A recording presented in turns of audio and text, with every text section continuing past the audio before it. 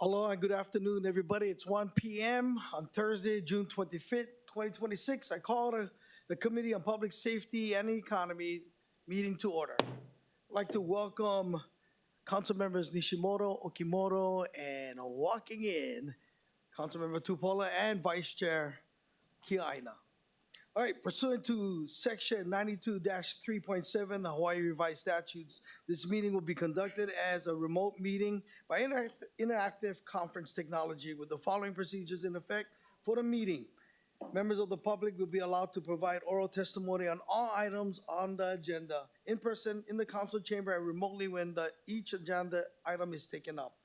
As both English and Hawaiian are official languages of the state of Hawaii pursuant to Article 15, Section 4, the Hawaii State Constitution, and Section 1-13 of the Hawaii Revised Statutes, members of the public may testify in either language. For testimony offered in Olelo, Hawaii, additional time as may be necessary will be allowed for the testifier to provide an English translation of their testimony.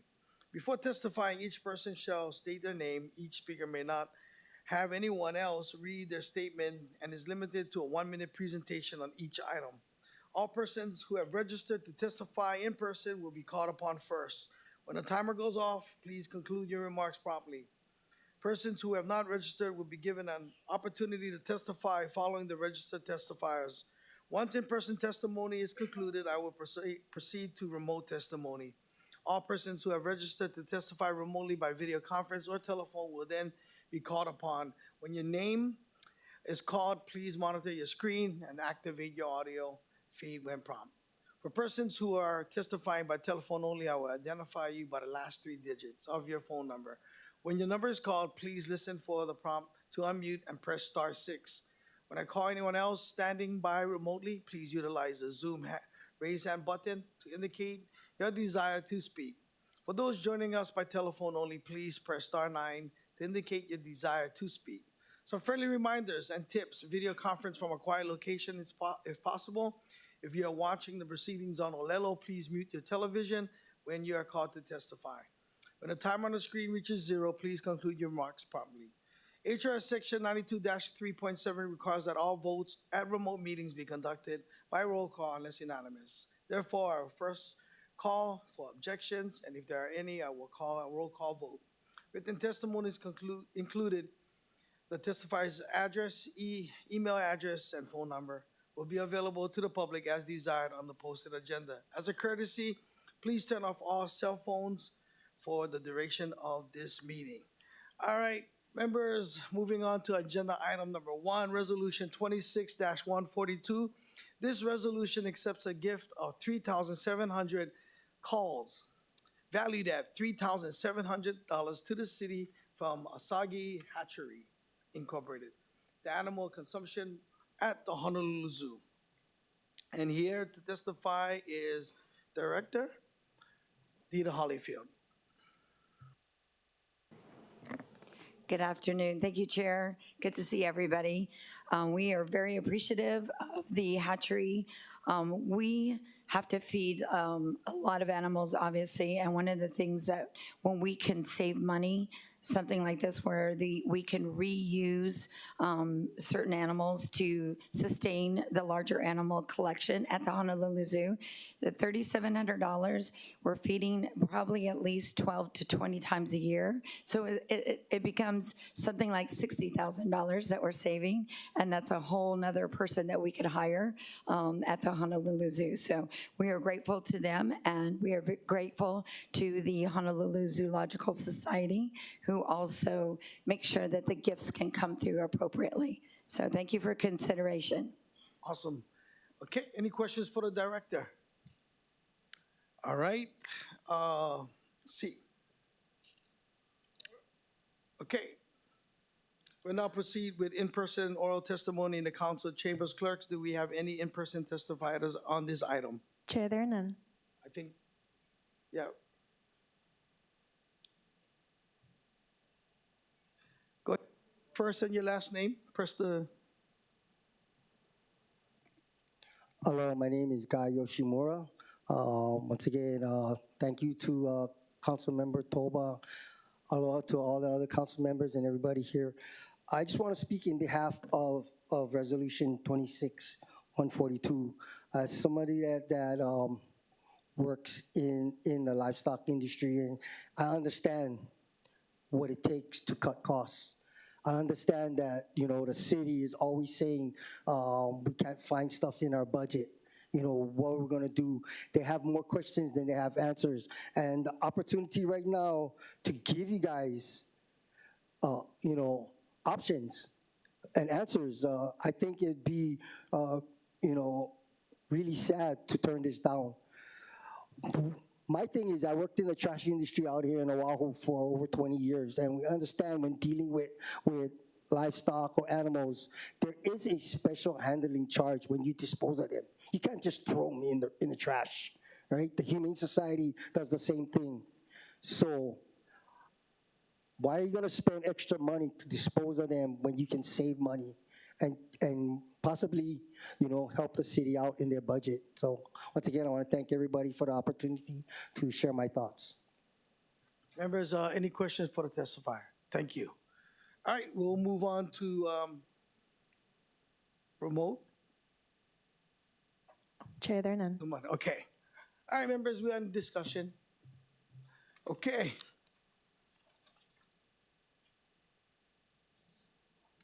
All right. All right, the chair recommends the resolution 26-142 be reported out for adoption. Any discussion, any objections, any reservations? Hearing none, so ordered. Okay.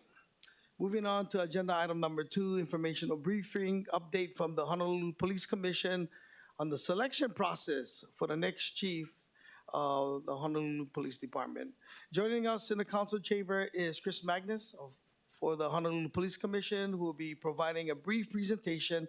For your information, the presentation is available online as Department Communication 432-2026. Mr. Magnus?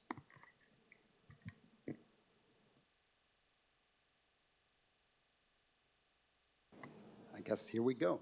Thank you very much, Chair Talba, council members. It's really nice to be here. I'm here on behalf, obviously, of Chair Lori Foster, my fellow Vice Chair Janine Suki, and of course all the other members of the Police Commission.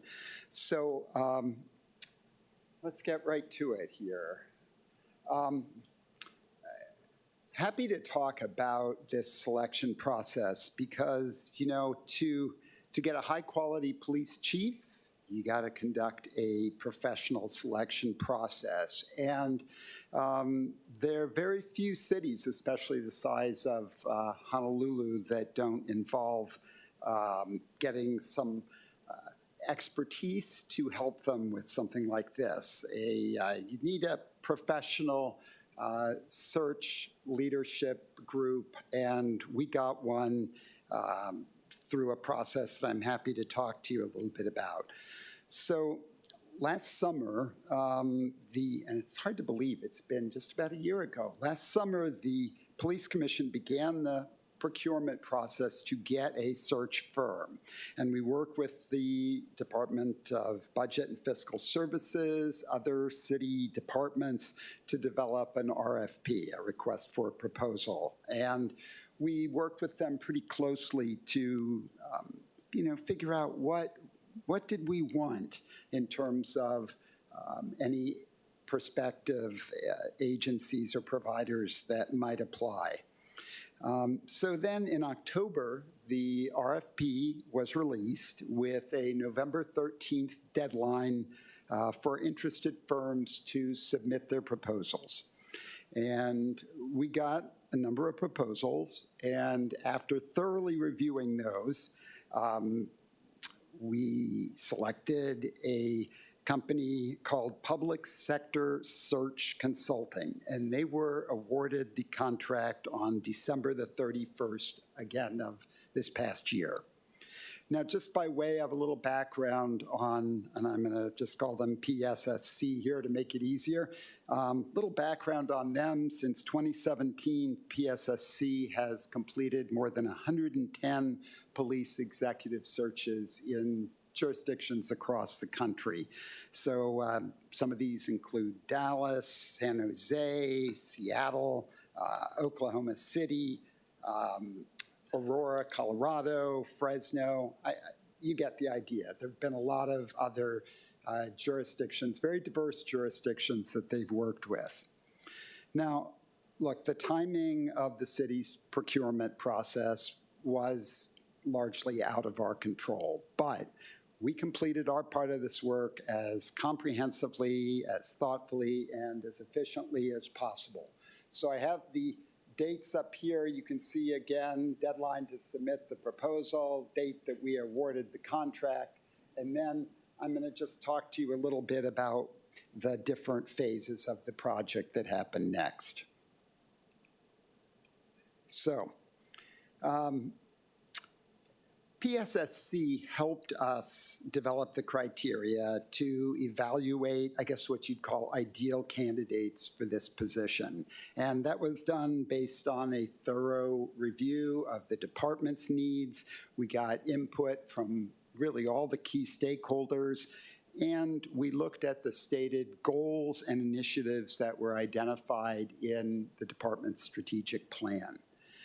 We gathered input from council members, other city staff, HPD members, community members, many others.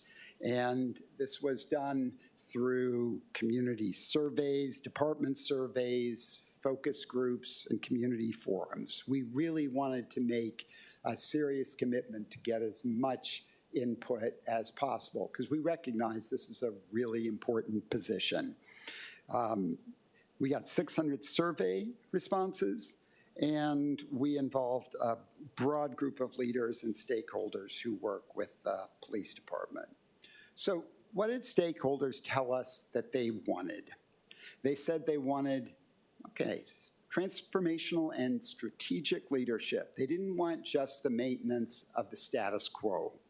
They wanted greater steps towards modernization, especially around best practices and technology. They told us they wanted a chief who would prioritize officer wellness and improve communication within the agency. They wanted increased community trust, stronger community-engaged policing, greater transparency and accountability, and of course, they wanted a greater focus on recruitment and retention. So PSSC helped us to develop what was a widely distributed, I think very attractive, comprehensive, professionally designed and detailed brochure that they distributed to inform potential candidates about the position. And of course, this got on the web as well.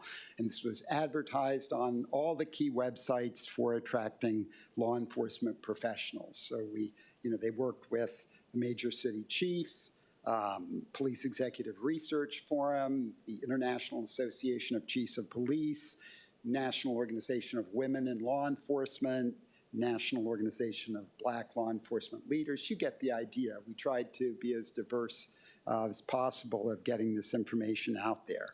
And then the firm helped us with screening applicants and basically narrowing them down based on qualifications and experience. So we talked about this as a commission, recognizing the seriousness of our job, and we started to identify things that were especially important to us. And those, you'll see a little duplication here. Willingness and capacity for the new chief to step away from the status quo. Someone who was aware of best practices that were being used throughout the country and someone who's willing to try new things. Someone who was aware and frankly savvy in implementing new technology. There's so much there that has to be addressed. Someone who had experience in leading a large, complex organization in a very diverse jurisdiction like Honolulu. And someone who would focus on developing and recognizing new talent within the agency, really, to develop a good succession plan. So with help from Gary Peterson, who was the lead from PSSC, that really it's his company and he's very well regarded. The commission considered then a smaller group of candidates and narrowed it down eventually to 6 semifinalists. So there was sort of a sifting process that he and his firm did. You get a number of applicants. Of course, not all of them are qualified. You have to gradually work it down to a group that deserves serious consideration. And so this was brought down eventually to 6 semifinalists. Now, these candidates were interviewed by stakeholders who were organized ultimately into 4 panels. And some of you may be very familiar with this because we had council members and staff that participated on at least one of these panels. So the panels were first diverse state and local governance leaders, community advocates, which was a very, very diverse panel, first responders, and Oahu district representatives or their designees. And so we also made sure that the stakeholders were going to be very involved in developing the interview questions. Now, on each of these panels, there was an HPC commissioner who served as a facilitator. I was it was really a pleasure to facilitate the community advocates panel. So there was a facilitator and then another commissioner who just helped make sure that the feedback that we were collecting ultimately would come back to the full commission. Those interviews took a full day. So for those of you who either participated or had staff participation or just learned about it, you know that we can't overstate the commitment that was shown really by all members of the community who participated in this process. So we then received really a detailed account of how each of the 6 semifinalists were evaluated by the 4 panels that I just mentioned. And we use this information, this feedback to, start to really inform our own evaluation of these candidates. We'd already been learning a lot, but now we incorporated all that feedback from the different panels plus other information that we'd already gleaned from the outreach to the community that was done by PSSC. Ultimately, and it was not easy, I will tell you that, we determined who the 3 finalists would be. That was a very rigorous discussion. At that point, we facilitated interviews with the local news media for the 3 finalists. As some of you probably were aware, that included a live PBS TV interview that included questions from the public. And as members of the commission, all of us watched that entire program because we wanted to gather as much information as we could about what each of these candidates were, what they were really about. Then groups of 2 of us, then conducted our own interviews with each of the 3 finalists. It was a long day because these were lengthy interviews. So the candidates went from one pair of commissioners then to another pair of commissioners, and it's like they really, they were asked a lot of questions. They provided us with a lot of important information, and we got a lot out of those discussions. So we brought back that information and finally, ultimately had a very rigorous discussion about, okay, out of those 3 candidates, who would be the best selection for the community at this point in time, based on all of the feedback we had received from community, from surveys, from focus groups, all of those kind of things. We tried to, how do we match this up to get the right person at the right time? Because there's no question, we had some really good people. And so the issue isn't, is somebody good or bad? These were good people. But we had to figure out who was the right person at the right time for the department.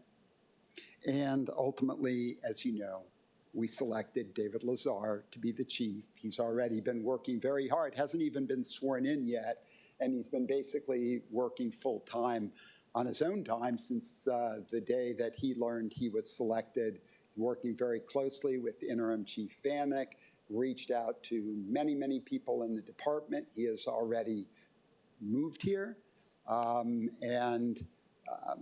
at least I think, as somebody who went through this kind of transition myself as a new chief in several communities, I think he's doing all the right things. But ultimately, that'll be for the community and, of course, you all to decide.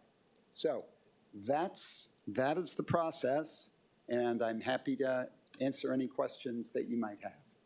Thank you, Mr. Magnus, and I appreciate you doing this because, a lot of people wanted to know, and I hope that the millions that are watching right now in Honolulu see that it was a lengthy process and that, we wanted to be, make sure that transparency happens and they understand. And, not only that, but you want to, again, see the new chief, be successful at his job. So with that, I'm going to open up for questions. Okay, Councilmember Tupola. Just briefly, one of the questions I get from everyone is, was there input or any type of solicitation for the rank and file in this process? Yes, absolutely. And in fact, this is a good opportunity to, we recognize the importance of both internal and external stakeholders. And we had heard all of these kinds of things that you can see up here that were important to those stakeholders. So there was considerable discussion in terms of— I just need to know if any of the police officers were asked. Absolutely. How many? They were engaged in surveys. Our consultant reached out and had specific discussions and interviews. We talked to Shopo. They were on our committees. So, we did everything we could to get that kind of engagement. No, I understand. I just need to know how many rank and file officers, so not Shopo president. I know they're part of the stakeholders, but we have we have close to 2,000 officers, not including like some of our civilians. So they ask me all the time, how come our voices weren't heard? So obviously some weren't in the stakeholders. So how many officers were asked their opinion? Just so I can give an idea. Yeah, like, is it 50%? So there was— I don't know if you're referring to the survey that was done of Well, officers. so it says there was 600 survey responses, but then the survey responses underneath of it says prosecutor's office, business district leaders, ACLU. So those guys aren't officers. Yeah, no, I just for need sure. to know how many officers' voices were included. That's it. Yeah, I'm sorry, I don't know the exact number. I do know that there were several hundred that participated in the survey, but then there were others that we spoke to directly through this consulting firm. He knows how important that was, and we conveyed that. So, we wanted that outreach. And Yeah, thank you so much. You guys did a lot of hard work, and I already met with the chief, and he's great. We had a great first meeting. I just think for accountability's sake, it's one of the most important things that every rank and file officer asks me is, in this process, where was our voice? So I think this is good that there was multiple voices, because there needs to be, right? We need to make well-rounded decisions, but these are the guys that have to deal with the leadership. So thank you so much. Appreciate it. Thank you, You Chair. bet. Councilmember Okimoro. Thank you, Chair. Aloha, good afternoon, Commissioner. Thank you for being with us. And thank you for the presentation and breaking down of the steps that you guys took to get to how we got the selection. You did mention the stakeholders, and you have on here a list. I think I saw a list. How were the stakeholders chosen? I know that there was a panel where some of us sat on, but prior to that, I think it was phase 2, I guess in number 8, where you said in-depth applicant screening, and there were 3 to 5 stakeholders groups prior to the ones that we sat on. Who chose these stakeholders? How are they selected? Yeah, that's a great question, Council Member. One of the great things about the commission is that different members, you have a diversity of members, and they have contacts out in the community and in a variety of places, and they know if they don't know the best place to reach out for somebody, they know the right people who do know. So we did our best to really talk about how could we get the voices that would be, you can't have everybody. You can't have every group that you'd like to have. But how do you get voices that will be a good representation of community groups, faith groups, neighborhood organizations, et cetera? And we kind of shopped around a lot, and then we talked to different people. Some were available to participate in panels, others were not. The nice thing was, even if somebody wasn't available, they had suggestions of someone else who could be helpful. So I guess the key word here is networking and then looking for diversity. And the commissioners, you got together and you just decided these 3 to 5, that's how it was done, based on what you just said, trying to find out. That's you cast the net wide. We wanted to make sure, that we were getting the right diversity of people who could be really representative of different parts of the community and the department as well. Thank you. I am interested. I hope to meet. I haven't yet met with the appointed chief, but other than the process of the interview where we were included, I look forward to that. But I will say that some of the things where you said you got feedback, I don't know if that's indicative of my community or even where I see stances. So that's why I was curious when you said the feedback that you got were focused on these areas specifically more than others, or certain stances where I thought that's interesting. I don't know where that feedback would have come from. So I look forward to meeting with you guys more.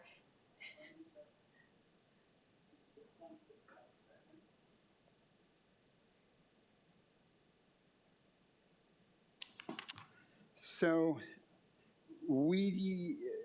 feedback here included Institute for Human Services, Native Hawaiian Legal Corporation, Office of Hawaiian Affairs, Reimagining Policing, Domestic Violence Area, Chamber of Commerce. We had, obviously, I mentioned first responder representation that included all the other fire department, emergency management, National Guard, Department of Law Enforcement, representation from the council, and then sort of a mixed bag of governance representation, ranging from the U.S. Attorney's Office, Office of the Public Defender, prosecuting attorney, governor's office, et cetera. So, without getting into all the names of those people, because, those varied, and sometimes somebody could or couldn't participate, or they referred us to somebody else in that same general category of work. But the idea was to have that kind of input. And I know with the community panel that I had the chance to facilitate, let me assure you, the questions that people, we didn't just give them a bunch of sterile questions to ask. We took their questions and they got to ask all the follow-ups, and people really were, I think they felt they were heard. I hope so, because that was we worked hard to do that.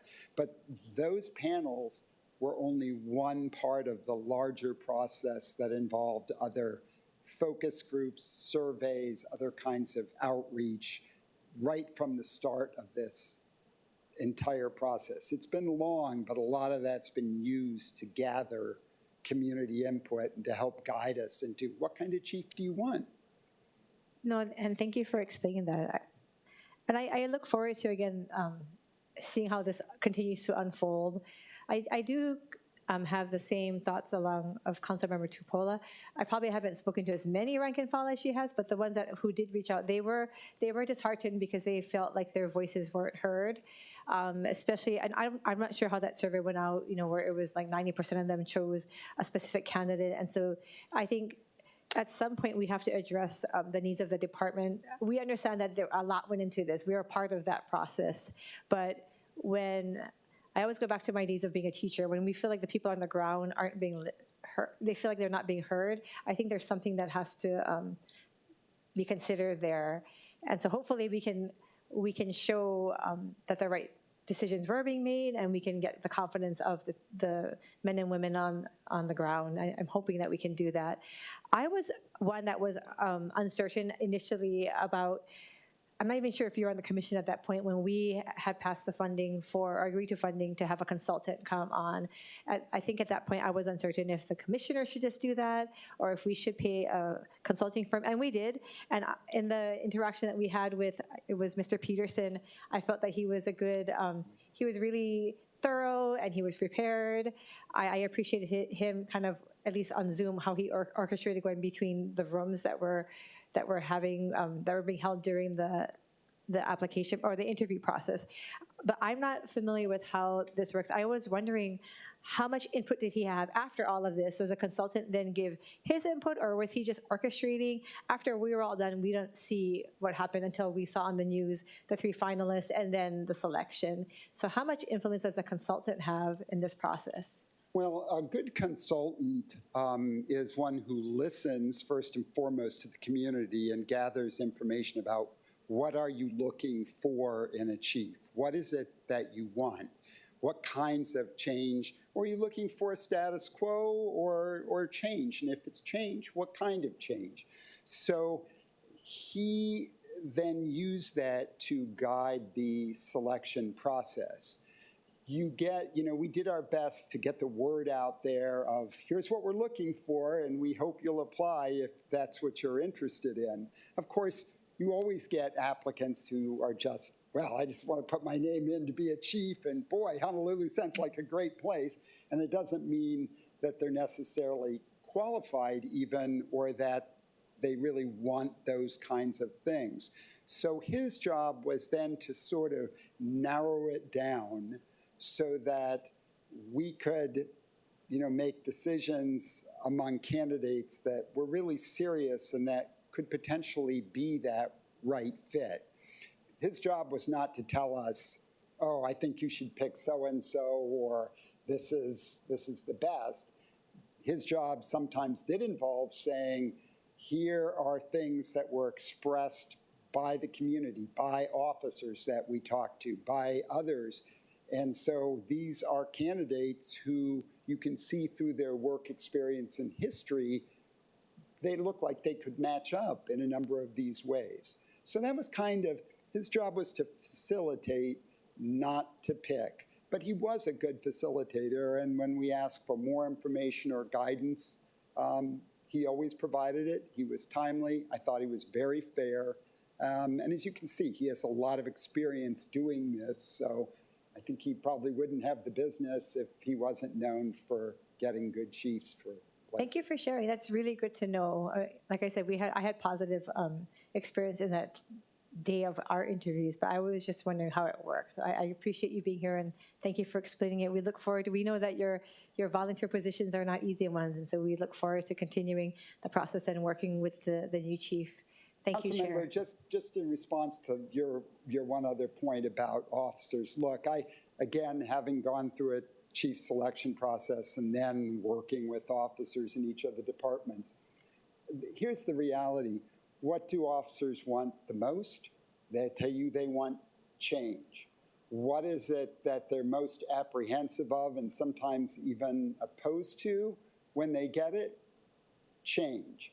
It's difficult. You are never going to, whether it's in a selection process or whether it's the decisions and actions that a new chief takes, you are never going to satisfy everyone. And there are people who are going to feel that if a candidate that they wanted or a particular, outcome that they thought was important, if that didn't happen, it must have meant they weren't heard, that they weren't listened to. I'm sorry if anyone feels that that's the case, because we did listen, we did hear, but we also listened to a broad spectrum of voices in the community. And we tried to incorporate, even from a survey that was done of officers, what are the things that were most important to them? Those were the things that we incorporated in terms of making our decision. So, we don't do it in terms of necessarily it's not a popularity contest, but we did listen, we did hear, and I think the new chief will do a lot of that because I know he really cares about the voice of the rank and file. Thank you for that follow-up. And again, I remain optimistic. We hope that these changes will be evident. And I just will encourage all parties involved to continue to listen to each other and work together. I know how it is when you have people set in their usual comfortable ways, and it's hard for change. But good change is good. Good change is always a positive thing. But we don't want to ignore the men and women in the department for sure. Thank you. Thank you, Chair. Mr. Magnus, do you know how many people apply for the job? Because the top three finalists, 2 were finalists in the last selection. So do you know how many people in total applied for the police chief job? Don't hold me to this number, but I think it was around 50 something, 52 strikes me as a number that I've heard before. But, part of the reality is there are only so many candidates that meet the criteria that are on the islands and that applied. So you have that limitation. And then there are only so many candidates who are serious applicants from the mainland that are really willing to make the sacrifices and that would be the right fit for coming into this. And it is a complex and special environment. And sometimes people think, again, how great, Honolulu. But maybe what they're really looking for is a retirement job or something. They think Honolulu is just Waikiki or whatever. You got to be really someone who gets it, who has experience, who could be the right fit, who values and has worked in a diverse environment. And so gradually, that number of candidates got whittled down because there was also checks into background, whether people really had the credentials that they said they had. You work your way down, and eventually you get a smaller number. And then from that, we picked, I guess what you could say, the semifinalists, and then ultimately went from there. Awesome. Thank you so much. We'll go on, proceed with in-person testimony. Clerks? Chair, there are none. Okay. Anybody remotely? Chair, there are none. All right. Well, I really appreciate you guys taking the time to put together this presentation. And, I wanted to make sure that the public gets an opportunity to see. And I was hoping that maybe some would come because of when the selection was made, a lot of people were concerned. But I hope and I'm going to remain optimistic that we did make the right choice, because in the 5 years that being on the city council, I've been through two police chiefs, and I'm hoping that we made the right pick in this one, and I wish him well. So thank you for the opportunity. You and me both. I think I speak for the full commission when I say we hope and we believe we've picked a good person to run the department, and what he needs now is the support and the willingness of everyone to work with him and give him a chance, because I know he's very committed. Thank you, Mr. Magnus. Thank you. All right. There being no further business, this meeting is adjourned. Thank you, everybody.